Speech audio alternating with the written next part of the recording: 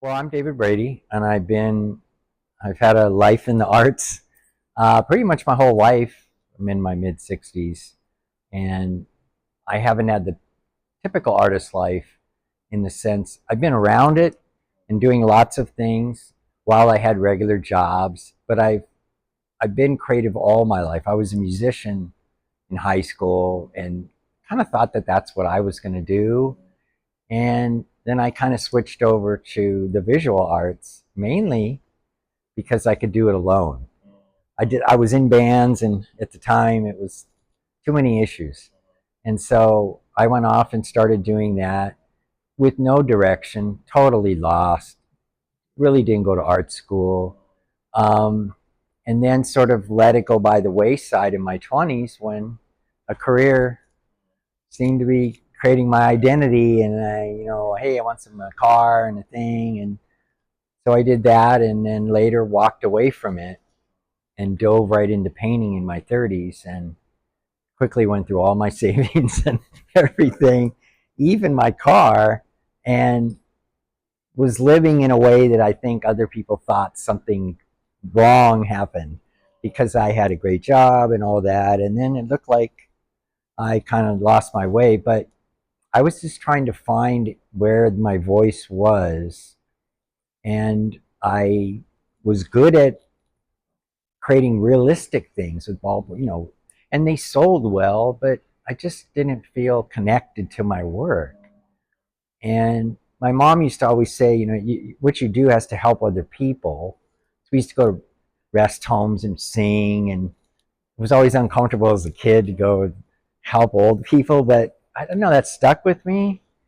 And so I wanted my art to be about something that would help people. So I gravitated towards social issues, um, societal issues like depression and things like that, and just really started creating with my eyes closed, as I say. I just started creating out of feelings and what how things felt to me, which a lot of my visual art became scary, horror, dark, all these kind of things, and it still kind of remains there, but they're about real issues to me and things that are very important to me. So I don't see that as dark. I see them as challenges that need to be addressed. So that's where I am now. You're a self-taught artist? Self-taught, um, sort of. You're just wandering. Yeah. Um, I was taught how to read and write music, and that's always stayed with me. But art just came more out of um, experimenting and trying things like that. What's your medium of choice You today? well, I always love a pencil or a ballpoint pen because it's immediate. A drawing is like a drum solo. It just comes out of you. It's raw and it's right there. It's kind of like a magic trick, and so I like doing that. It's instant reward. Where paintings are laborious, painstaking, a lot of problem solving, but I like drawing. Yeah, sketchbooking. I know you experienced some health scares, Uh-huh. maybe. I don't know if you can call it that, but yeah, just in your own story, in your own experience, um, how has art helped you through that experience or some dark times? Well, I started being creative when I was a kid because I was a sick kid. I had asthma, and so I had to have a lot of treatment, and I missed a lot of grammar school. But I didn't draw, I think because it wasn't an environment safe to do that, in the sense, there would have been teasing and things. So I gravitated toward music, and so that helped me early on. But later in life, in my 50s, I got a bad diagnosis, stage 3 throat cancer, and I I just knew that my art was going to be necessary, and my representative, my art dealer in Seattle, called me, and I revealed to him what was going on, and he said, "Well, you're going to record it, right? And let's see where it goes, and maybe you can execute a body of work about it because you are going to survive." So he was trying to motivate me in certain ways, and So I took that sketchbook every treatment, everywhere I went, and I drew myself and how I felt. I didn't draw other people per se, but I just kind of, I guess, went inward with it. And that helped me process everything that was going on. I didn't know. So it was part drawing, part writing, I guess part journaling. And I used that through the whole journey of treatments that I had to, um, and did my best to be just raw, drawing it, interpreting it. A lot of it pretty negative, pretty angry, um, during the process. So it didn't surprise me. I felt lucky that I had that because everybody else around me, I don't know what they did when they went home. I mean, watch TV or something. I could escape into my drawing, and I thought, what do other people do? So it kind of saved me. I mean, I could say that at other times in my life where I I pivoted to drawing as opposed to going down the rabbit hole of maybe bad things. I just kind of tried to stick with that as a way to keep me distracted. So it definitely helped me. Um, If you could kind of go back to those times when you're experiencing that anger and then you're sketching about it, what did it feel like to go from kind of anger in here to like putting well, you're getting into it when you keep ripping the page or you busting pencils. Um, it's sort of like when emotions overtake you, and so let's say you start crying, and in that moment, you're like trying to capture what that is. It is kind of abstract. I mean, you, I didn't draw like it's, it's, it's this reason or it's that guy or there was nothing to point it at. So it was it wasn't why me like anger drawings. It just I think I was drawing pain. At least it looks like pain. I couldn't. I tried to draw calmness, or it just didn't come out of me. So it was more like venting, I guess. So if you can't draw, or you think you can't draw, or you say, "Hey, I'm not an artist." Well, that doesn't matter. You can sign your name, so you can express yourself. Maybe not literally, or maybe you're just venting, but that helps. And then maybe in the craziness of it, you could try to make up what it is, like looking at clouds or something. There's a way to kind of use it to your advantage, but you don't have to be. I wasn't trained.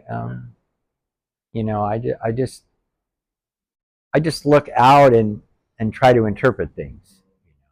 So, and then I think I was digging in rather than drawing necessarily what I was seeing. You know. yeah? How has that experience with cancer and then also using art as a tool to kind of vent and process? How has that shaped you or your art today? Well, you're definitely not the same. Anybody that goes through it, many people say it changes you. Well, that's true for me. And did it change my art? Well, yeah. You get diagnosed, and the first thing you do is you go make a deal. Come on, give me some time. I promise. And you do all that, and of course I did. But how it affected me was to be really present and to really make everything authentic. And there's no playing around, I guess. So I guess I got more serious, like double down on it. Um, I think that's time. Whenever you get sick and you know the die word comes up or whatever, then your life seems to be compressed, and you can't really go back to not thinking about that. It's you've already that's sort of now on your mind. So time that's left, what are you gonna do with the time that's left? That has a big impact on my art. So everything I'm doing, it better be good. And is it the last big project you're going to do? I don't think that's morbid. I think that's a good, healthy way to look at your time. So all you have is time. So it affects how, I guess, like a seriousness about it, because I think illness creates a sense of loss of time, you know. Yeah. So I know you've been in I feel like you've been in a decent amount of shows since that journey, yeah. and I'm sure you've exhibited a number of pieces about that journey. Um, have you gotten any? What kind of feedback have you gotten about the art that you have displayed, specifically about that cancer journey? Well, you get the range. Yeah, people are uncomfortable, but you're not trying to make comfortable art. You know, I would make a painting of a lake if I wanted that. Um, it does breed a lot of dialogue, that's for sure. So I got both sides. I got, why aren't you painting happy stuff now? What's wrong with you? And um, I was overwhelmed by people thanking me that some of the depictions of what I would make made sense to them. There's a piece in the show called Someone Else's Bodysuit. And I just felt during treatment like I was in somebody, like a big underwater suit or something. I felt like I was in someone else's body because I felt yucky, you know, and didn't want to look at myself. But other people that had treatment said that was very much how they felt. So it's kind of strange. You draw things and then other people say, hey, that's exactly how I felt. So you get a sense of, oh, if it helped them, that's kind of cool. Um, Never did I think, oh, this is causing problems, or this is too negative, or, I mean, yeah, when I look back on some of what I wrote, it seems pretty angry because I'm not in that space. But I think that's important for other people to know when they tell you going into it, oh, this is going to be painful. You're like, how so? Like, what do you mean? And then they don't really explain, you know, so you don't really know. So drawing it, I mean, it makes people realize maybe it is kind of scary, but that's how I got through it. So in the end, I could have just thrown everything away and said, I got through it. But my art dealer, Fred, in Seattle, just said, I think other people will benefit from it. And some nurses said it should be required reading, and other doctors said, I don't think patients should see this side of it. So, but nobody said, well, there were people that said I should stop making them because it made them feel uncomfortable or something. But I've heard that with lots of other things I've done. So that's just a fear of the unknown kind of thing. We have this motto here: "Art will save us." Kind of at the core of why we exist as a gallery and Uh-huh. why we do what we do. Everything kind of centers around that belief. Don't mean that art will really even take the pain away or Uh-huh. make everything better. But what we mean is that like your story, it helps us kind of process through things, helps us get at least one step closer to Uh-huh. maybe a good place, if you will. So art will save us. What does that mean for you? How does that resonate with Well, it's very true. I mean, we've heard it used in different things, that laughter is the best medicine. And we can give, there's people who have good examples of that, and that's very true. It's very much like that.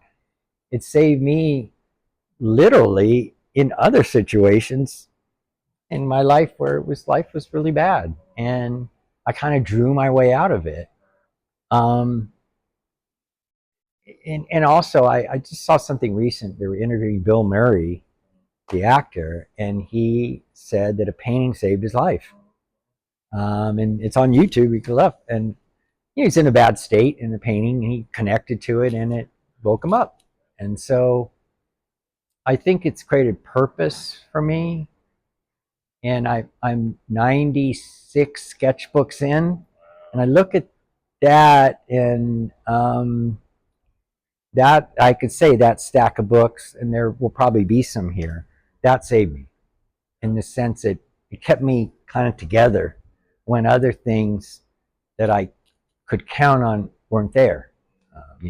Certain things change in your life, and I guess that was my lot less expensive therapy. um, and it continues. I like the unknown, and I like filling them up. And anybody can use a sketchbook. You just shouldn't show it to people because then you think it's not good or should be this or should no. It's whatever you want it to be. And like anything, over time it grows into something more. You start gardening, and then all of a sudden you've got this big garden, or you start cooking, things like that. So drawing doesn't start with you making some realistic thing. Um, all of my early work seems to be a nightmare, but you see how it all eventually comes together. So it's like playing an instrument. You just have to hang in there, and then it'll give you results later. Might not be immediate.